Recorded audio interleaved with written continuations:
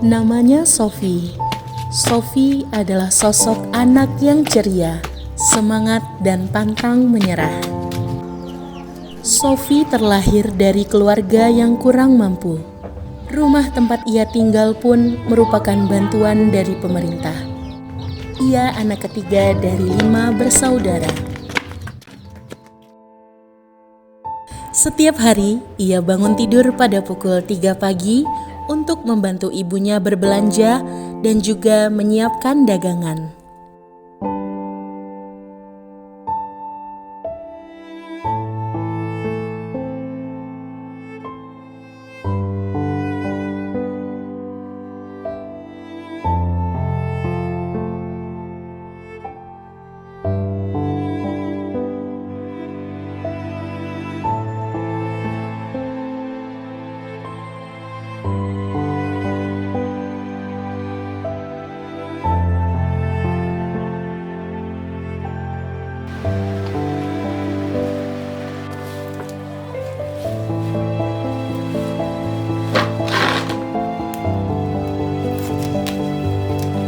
Selain itu juga, ia bertugas menjaga adiknya ketika ibu memulai kegiatan memasaknya di dapur. Hal ini ia lakukan setiap hari tanpa rasa kantuk dan bosan. Waktu telah menunjukkan pukul 6:30 pagi. Sophie pun gelisah karena ia belum juga bersiap-siap untuk pergi ke sekolah. Sesekali ia menengok emak yang sedang berada di dapur, tetapi tak kunjung selesai. Tiba waktunya pada pukul 7 kurang 10 menit. Akhirnya Sophie bisa bergantian dengan emak untuk menemani sang adik.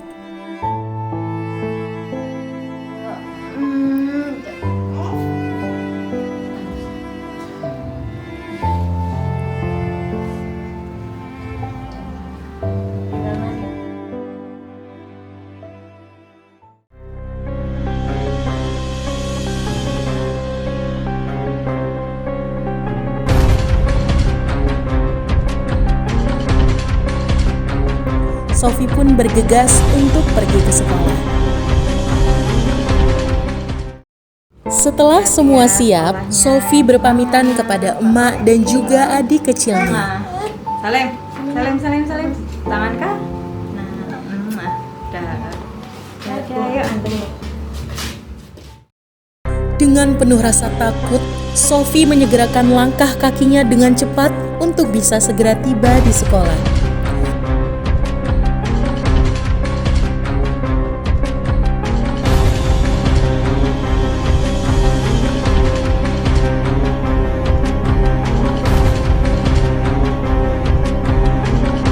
Oh iya, aku baru ingat bahwa hari ini aku terlambat.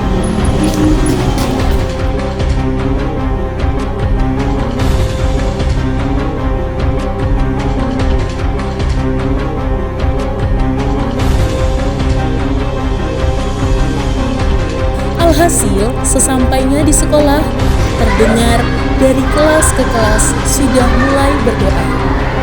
Lalu ia segera menuju ke lantai 3 dengan terburu-buru.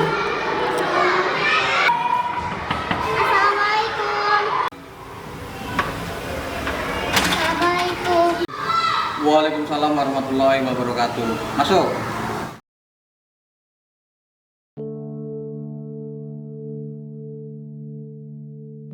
Maaf Pak, saya terlambat. Terlambat lagi, udah terlambat, bajunya salah lagi. Udah, sekarang kamu berdiri di situ. Bapak perhatikan, kamu sering terlambat. Kenapa kamu sering terlambat? Coba dijelasin coba. Kenapa? Maaf Pak, sebenarnya saya membantu emak dan juga menjaga adik Pak. Saya juga membantu emak kerja di pasar karena untuk membantu kehidupan kami Pak, keluarga kami. Terkadang pula aku harus mengantarkan dagangan dan beli ke warung-warung. Inilah Pak rutinitas saya. Maaf jika saya sering terlambat.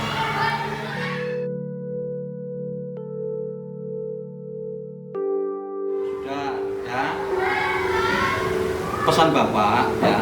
Saya sudah salut dengan kamu, sudah membantu orang tua, mengantarkan dagangan, bangun pagi, ya.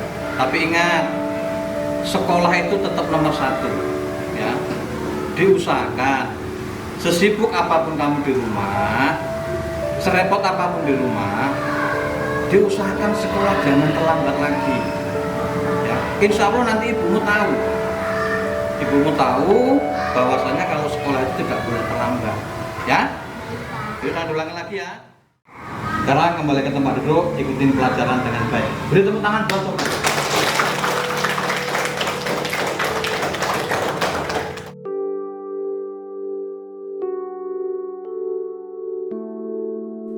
Dengan seksama, Sofi bersama teman-temannya memperhatikan materi yang disampaikan oleh Pak Guru. Waktu istirahat pun tiba. Sofi tampak murung di tempat duduknya. Ia tidak bisa membeli jajan seperti teman-temannya. Hingga akhirnya ia keluar kelas dan mencari udara segar.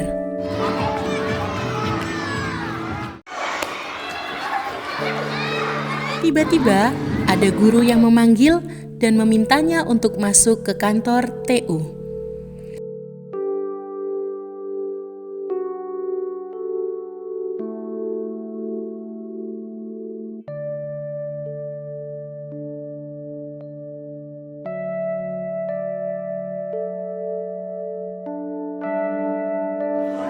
Sofi, kenapa ngelamun?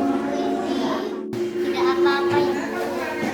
Ya sudah, kalau tidak apa-apa, belajar yang rajin, ya, jangan suka ngelamun.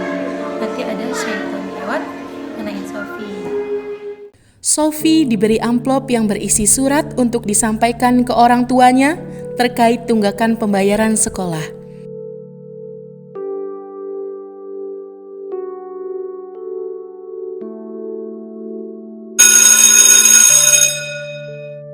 Sesampainya di rumah, Sofi membantu ibunya untuk membersihkan rumah. Assalamualaikum.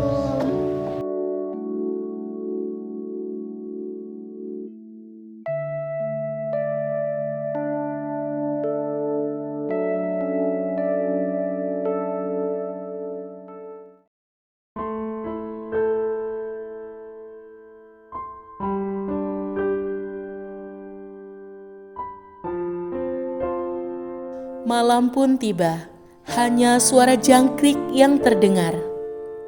Di saat yang lain tertidur, Sofi termenung sembari menulis di atas lembar kertas. Sofi mempunyai cita-cita untuk masuk ke dalam pondok pesantren, tetapi ia sadar bahwa itu tidak mungkin, karena orang tuanya tidak memiliki biaya yang cukup. Ia ingin menjadi seorang penghafal Al-Quran, pedagang yang sukses, dan juga ingin mendaftarkan umroh kedua orang tuanya.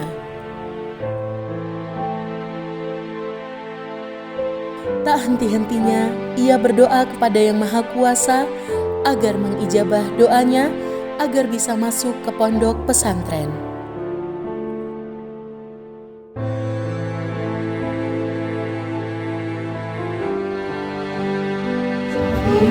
Kenapa nak? Sofi Coba sedih. cerita sama ibu. Sofi sedih Mas. Sofi ngundok. Tapi kasihan dengan Mas. Tapi uang. Sabar ya nak. Kalau setiap Sofi berdoa, setiap saat merenung, mengucapkan hal itu, dan alhamdulillah diijabah Allah. Aku kira aku tidak bisa melanjutkan pendidikanku ke pondok pesantren. Aku kira emak tidak peduli dengan keinginanku. Aku hampir putus asa atas usahaku. Setiap hari tiada hentinya aku berdoa agar aku bisa mondok dan berjuang untuk cita-citaku. Ya Allah, terima kasih atas segalanya. Aku telah bersuudzon atas kehendak-Mu.